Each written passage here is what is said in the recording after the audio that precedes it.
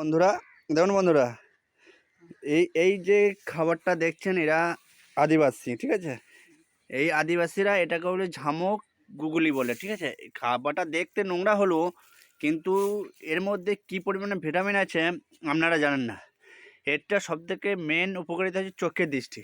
এদের মনে হয় কোনোদিন চোখে চশমা পড়েন না তো?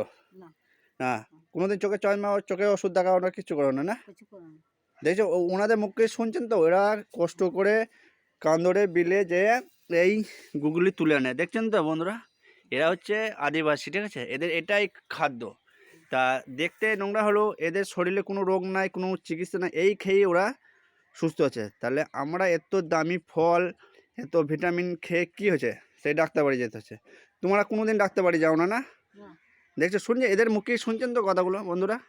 তাহলে প্রাকৃতিক বা ভগবানের কি আশ্চর্য জিনিস ঝামুক গুগলি।